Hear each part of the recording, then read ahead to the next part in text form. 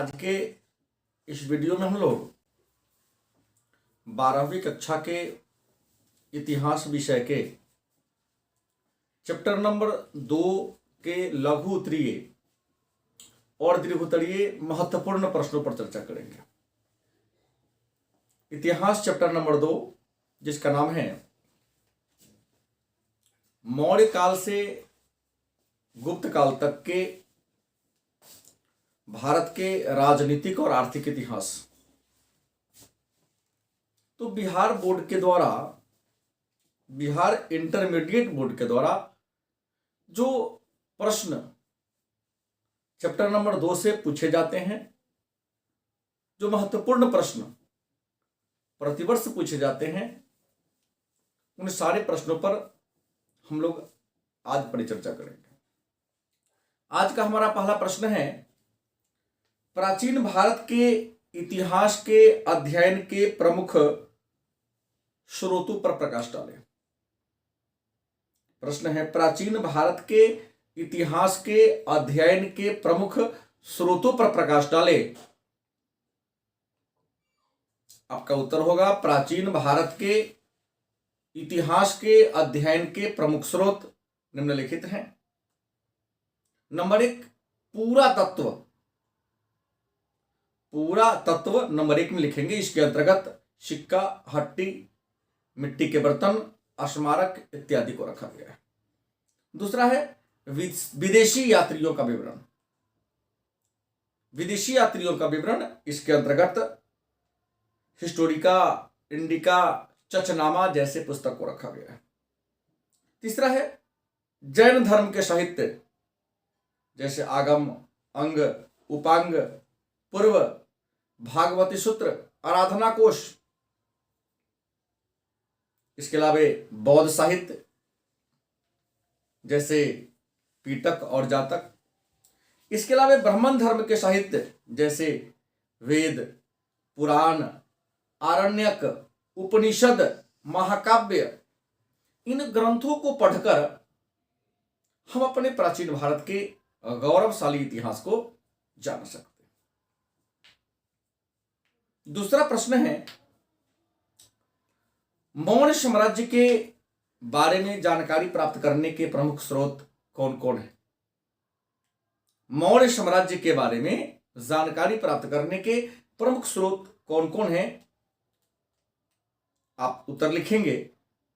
मौर्य साम्राज्य के बारे में जानकारी प्राप्त करने के प्रमुख स्रोत निम्नलिखित हैं। मौर्य साम्राज्य के बारे में जानकारी प्राप्त करने के प्रमुख स्रोत निम्नलिखित हैं। जैसे नंबर 1, चाणक्य के द्वारा लिखा गया पुस्तक अर्थशास्त्र। नंबर 2, मेगास्थनीज के द्वारा लिखा गया पुस्तक इंडिका। नंबर 3, विशाख दत्त के द्वारा लिखा गया पुस्तक मुद्रा राक्षस। नंबर 4, अशोक के अभिलेख। और नंबर 5, विष्णु पुराण। इन सारे पुस्तकों को पढ़कर, अभिलेखों को पढ़कर हम मौर्य वंश के बारे में जानकारी प्राप्त कर सकते हैं। अगला प्रश्न है, इतिहास लेखन में अभिलेखों का क्या महत्व है? इतिहास लेखन में अभिलेखों का क्या महत्व है, अथवा अभिलेख इतिहास के द्वार खोलते हैं कैसे? स्पष्ट करें।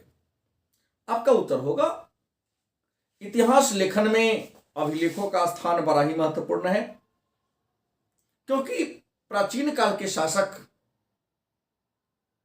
अभिलेखों के माध्यम से अपनी उपलब्धियों को दिखाने का काम किया है, अपने उपलब्धियों को बताने का काम किया है।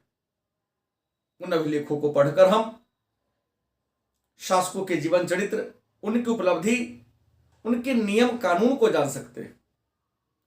इतिहास लेखन में अभिलेखों का क्या महत्व है, इसकी जानकारी हमें इस बात से मिलती है कि भारत के महान इतिहासकार डी.आर. भंडारकर ने केवल अभिलेख के आधार पर ही अशोक के शासनकाल के इतिहास को लिख डाला। अगला प्रश्न है, अभिलेख शास्त्र क्या है? या इपिग्राफी क्या है, अभिलेख शास्त्र क्या है अथवा इपिग्राफी क्या है? आपका उत्तर होगा अभिलेख शास्त्र विज्ञान की एक शाखा है। अभिलेख शास्त्र विज्ञान की एक शाखा है जिसमें हम अभिलेखों का अध्ययन करते हैं। अभिलेख शास्त्र विज्ञान की एक शाखा है जिसमें हम अभिलेखों का अध्ययन करते हैं। अभिलेख शास्त्र की इस शाखा की स्थापना 1886 ईस्वी में की गई और भारत के पहले अभिलेख शास्त्री हॉल्ट जैक थे। अगला प्रश्न कहता है सुदर्शन झील पर टिप्पणी लिखे अथवा सुदर्शन झील के बारे में आप क्या जानते हैं? आपका उत्तर होगा सुदर्शन झील, जो गुजरात के जूनागढ़ में उर्जयंत पर्वत के नीचे बहने वाली दो नदियां स्वर्ण सिकता और पलासनी नदी पर बांध बनाकर किया गया। सुदर्शन झील जो गुजरात के जूनागढ़ जिला में उर्जयंत पर्वत के नीचे बहने वाली दो नदी स्वर्ण सिकता और पलासनी नदी पर बांध बनाकर किया गया है। इस झील का निर्माण चंद्रगुप्त मौर्य के शासनकाल में उनके प्रांतपति पुष्यगुप्त ने कराया, लेकिन अशोक के शासनकाल में उनके प्रांतपति दुशासन ने इस झील से नहर का निर्माण कराया। वहीं शकों के महान शासक रुद्रदामन ने अपने निजी खर्च से सुदर्शन झील की मरम्मत कराने का काम किया था, जबकि गुप्त वंश के शासक अस्कंदगुप्त ने सुदर्शन झील का पुनः निर्माण कराने का काम किया था। इस तरह से सुदर्शन झील के इस इतिहास की जानकारी हमें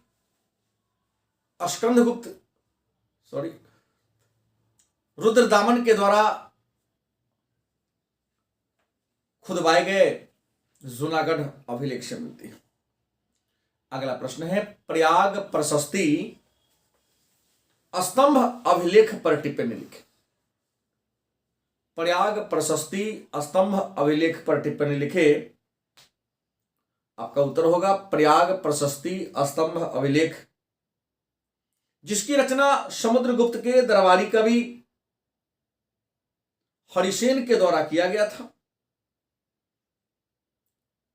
हरिसेन ने इसकी रचना ब्राह्मी लिपि और संस्कृत भाषा में किया। यह अभिलेख पहले कौशाम्बी में था, जो अशोक का था। कौशाम्बी से प्रयाग में, इलाहाबाद में इसे समुद्रगुप्त ने लाया। इस अभिलेख में कुल 33 पंक्तियां हैं। इस अभिलेख पर समुद्रगुप्त के जीवन चरित्र और उनके उपलब्धियों को लिखा गया है। आगे चलकर जहांगीर ने भी इस पर अपने कुछ अभिलेख लिखवाए। प्रयाग प्रशस्ति अभिलेख को हम प्राचीन भारतीय अभिलेखों का सरताज कहते हैं। अगला प्रश्न है महाजनपद किसे कहते हैं अथवा महाजनपद से आप क्या समझते हैं? आपका उत्तर होगा महाजनपद, जिसका शाब्दिक अर्थ होता है बड़े राज्य। महाजनपद जिसका शाब्दिक अर्थ होता है बड़े राज्य, अर्थात वह स्थान जहां लोग अपने समुदाय के साथ, अपने मवेशी के साथ, अपने कुटुंब के साथ अस्थायी रूप से निवास करते हैं, महाजनपद कहलाता है।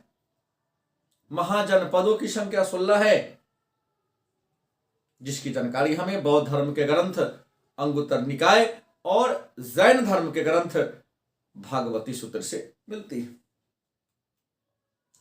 अगला प्रश्न है मगध महाजनपद के उत्कर्ष के क्या कारण थे? मगध महाजनपद के उत्कर्ष के क्या कारण थे अथवा 16 महाजनपदों में मगध सबसे शक्तिशाली था, कैसे? आप लिखेंगे मगध महाजनपद के उत्थान के प्रमुख कारण निम्नलिखित था। नंबर 1, मगध की 2 राजधानियां थी, पहली राजगृह और दूसरी पाटलिपुत्र। इसकी दोनों ही राजधानी सुरक्षा के दृष्टिकोण से, सामरिक दृष्टिकोण से बड़ा ही महत्वपूर्ण थी। दूसरा, मगध के जो भी शासक हुए कुशल सेनापति का गुण उनमें था, चाहे वह बिंबिसार हो, अजातशत्रु हो, महापद्मनंद हो, अशोक हो, सब एक से बढ़कर एक कुशल और शासक और योग्य सेनापति निकले। तीसरा, मगध के पास लोहा का प्रचुर भंडार था जो मगध के उत्कर्ष का कारण बना। चौथा, मगध की भूमि बहुत ज्यादा उपजाऊ थी जो मगध के उत्कर्ष के कारण बना। पांचवा पॉइंट, मगध के सेना में हाथियों की प्रचुरता थी, मतलब मगध के पास विशाल हस्ती सेना था जो मगध के उत्कर्ष का कारण बना। और मगध के पास अनाड़ियों की बहुलता थी और अनाड़ी जो थे बड़ा ही ताकतवर थे। अगला प्रश्न है, अशोक के धम्म पर टिप्पणी लिखें। अशोक के धम्म पर टिप्पणी लिखें। आपका उत्तर होगा, अशोक विश्व के इतिहास में जितना प्रसिद्ध चक्रवर्ती राजा के रूप में नहीं है, उससे कहीं ज्यादा प्रसिद्ध वह अपने धर्म के लिए। अशोक विश्व के इतिहास में जितना चक्रवर्ती सम्राट के रूप में प्रसिद्ध नहीं है, फेमस नहीं है, उससे ज्यादा कहीं वह अपने धर्म के लिए प्रसिद्ध है। वास्तव में अशोक का धर्म क्या है, यह एक विवाद का मुद्दा है, क्योंकि अशोक स्वयं अपने दूसरे अभिलेख में प्रश्न करते हैं, कियंचु धर्मे, अर्थात धर्म क्या है, और स्वयं अशोक उत्तर देते हैं कि धर्म पाप रहित है, कामना रहित है, भोग रहित है। अशोक का धर्म वास्तव में जैन धर्म, बौद्ध धर्म, हिंदू धर्म नहीं था, बल्कि एक मानव धर्म था, सभी धर्मों का निचोड़ था। अशोक के धर्म की मूल बात थी माता पिता की सेवा करना, प्राणियों की हत्या न करना, वृद्धों की सेवा करना, गुरुजनों का आदर करना, मित्रों, ब्राह्मणों, परिचितों के साथ अच्छा व्यवहार करना, कम खर्च करना और सादगीपूर्ण जीवन व्यतीत करना। ये अशोक के धर्म की मूल्य बातें। अगला प्रश्न है, चंद्रगुप्त मौर्य के जीवन चरित्र और उपलब्धियों पर प्रकाश डालें। चंद्रगुप्त मौर्य के जीवन चरित्र और उपलब्धियों पर प्रकाश डालें। आपका उत्तर होगा, चंद्रगुप्त मौर्य जो मौर्य वंश के संस्थापक थे, चंद्रगुप्त मौर्य जो मौर्य वंश के संस्थापक थे, इनका जन्म 345 ईसा पूर्व में हुआ था। इनके पिता का नाम सूर्यगुप्त, इनके पिता का नाम सूर्यगुप्त जो पिपली वंश के राजा थे, और माता का नाम मूरा था। इन्होंने 322 ईसा पूर्व में अपने गुरु चाणक्य की सहायता से नंद वंश के अंतिम राजा घनानंद को पराजित करके, घनानंद की हत्या करके नंद वंश के जगह पर मौर्य वंश की स्थापना किया। चंद्रगुप्त मौर्य पहली बार संपूर्ण उत्तर भारत को एक राजनीतिक सूत्र में बांधने का काम किया। इन्हें भारत का मुक्तिदाता कहा जाता है। इन्होंने 305 ईसा पूर्व में चंद्रगुप्त मौर्य के प्रांतपति सेल्यूकस निकेटर को पराजित कर दिया और उससे 4 राज्य काबुल, कंधार, हेरात और मकराना को मगध में मिला लिया। चंद्रगुप्त मौर्य की मृत्यु 298 ईसा पूर्व में काया कलश के द्वारा मैसूर में स्थित श्रवणबेलगोला के चंद्रगिरी की पहाड़ी पर हो गई। यह जैन धर्म को मानते थे और इन्हें जैन धर्म की दीक्षा भद्रबाहु ने दिया था। अगला प्रश्न है, गांधार कला शैली पर टिप्पणी लिखें। प्रश्न है, गांधार कला शैली पर टिप्पणी लिखें। आपका उत्तर होगा, गांधार कला शैली मूर्ति निर्माण की एक शैली है गांधार कला शैली मूर्ति निर्माण की एक शैली है। इस शैली को हम इंडो ग्रीक शैली, हिंद यूनानी शैली, हेलेनिस्टिक शैली के नाम से भी जानते हैं। कला के इस शैली का विकास या इस कला शैली का विकास कुषाण वंश के महानतम शासक कनिष्क के काल में हुआ था। इस कला शैली में भगवान बुद्ध की प्रतिमा को, मूर्ति को यूनानी वेशभूषा में दिखाया गया है। इन्हें यूनान के देवता अपोलो के समान बनाया गया है। इस कला शैली की प्रमुख विशेषता है नंबर 1, मानव के शरीर का यथार्थ चित्रण किया गया है। भगवान बुद्ध को यूनानी वेशभूषा में दिखाया गया है। शरीर पर अत्यंत सटे हुए वस्त्र को दिखाया गया है। नक्काशी पर विशेष जोर दिया गया है। और सबसे बड़ी बात, इसमें मूर्ति का निर्माण काले पत्थर से या सलेटी पत्थर से किया गया है। अगला प्रश्न है, मथुरा कला शैली पर टिप्पणी लिखें। मथुरा कला शैली पर टिप्पणी लिखे।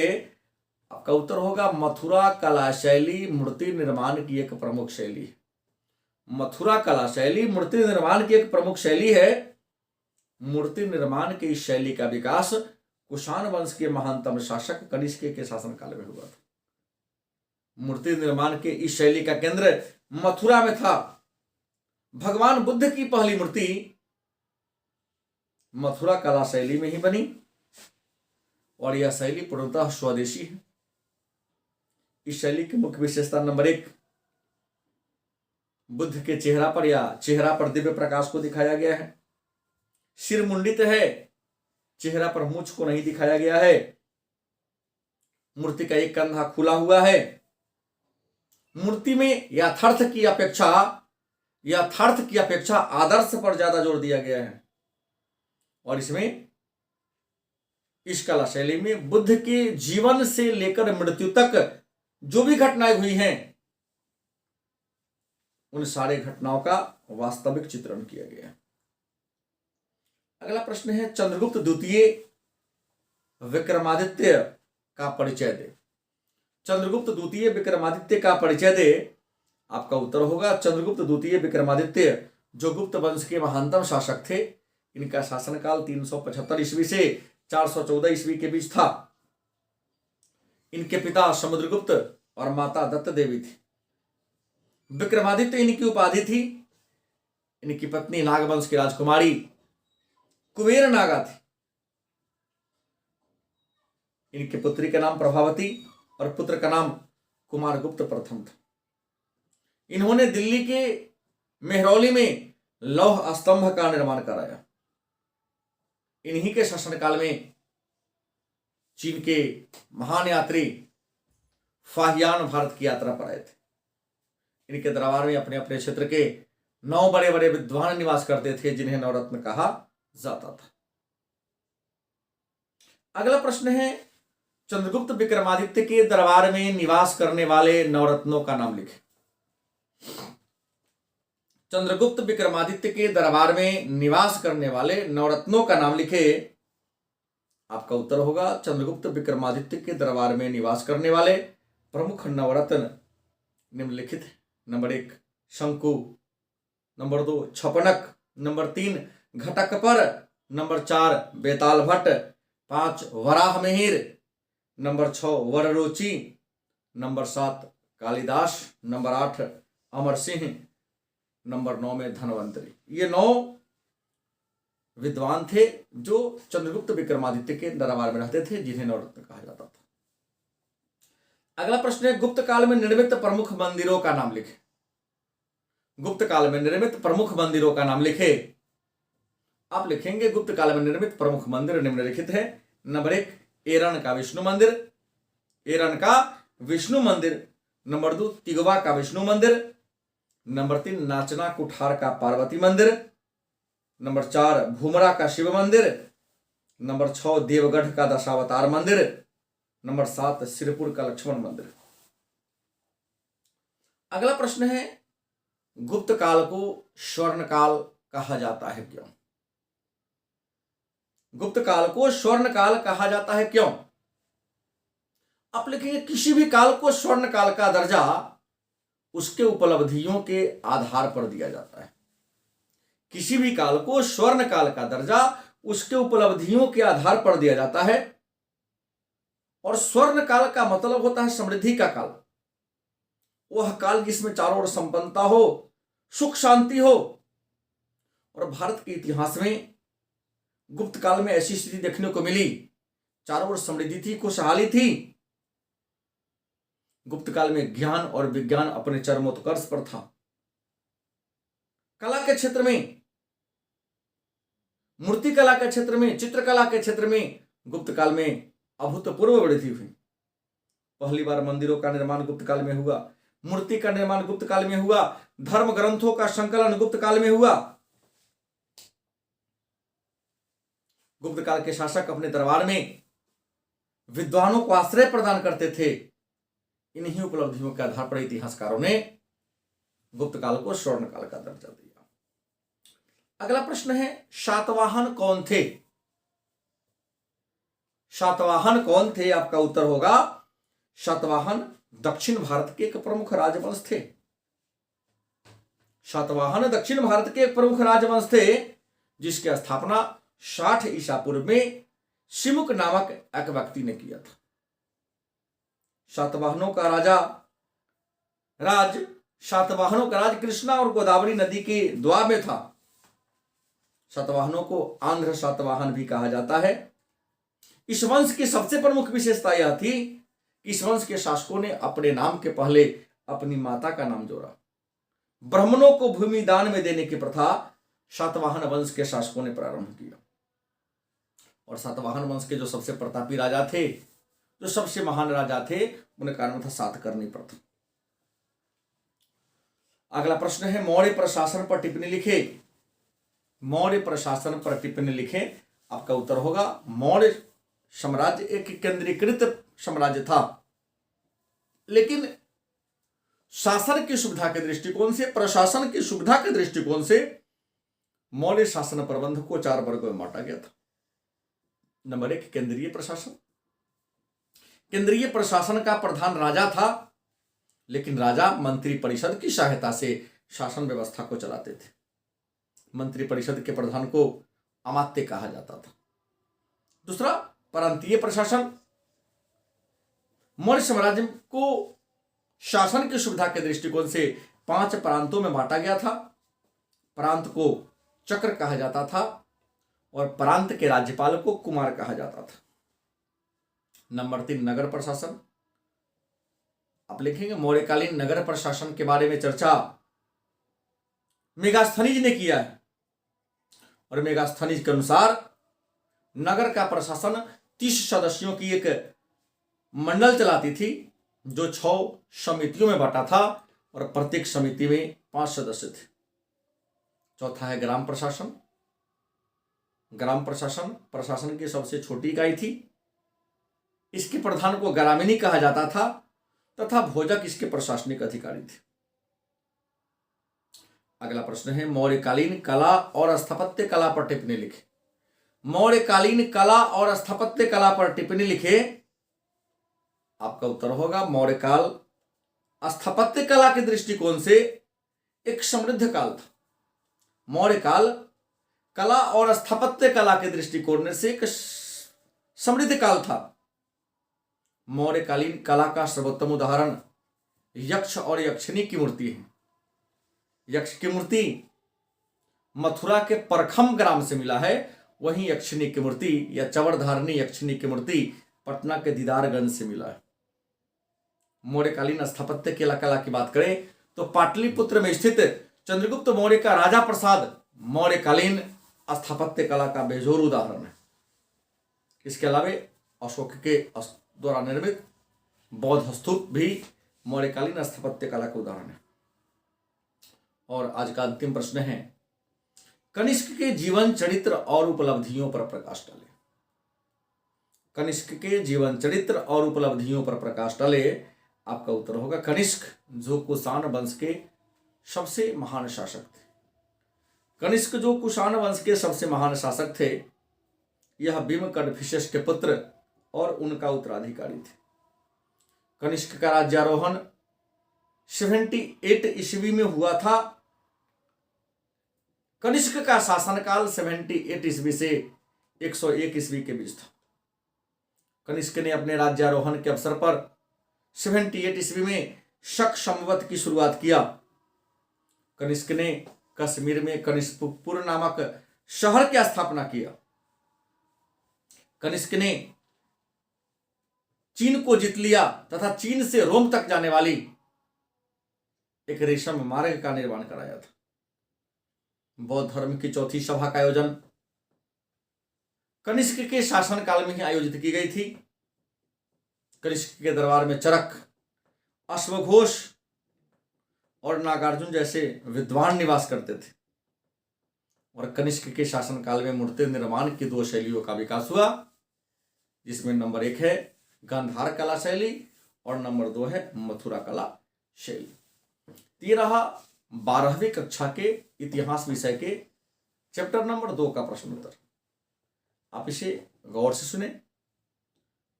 विश्वास है कि 2 बार सुन लेने के बाद निश्चित तौर पर आप सबको याद हो जाएगा। धन्यवाद।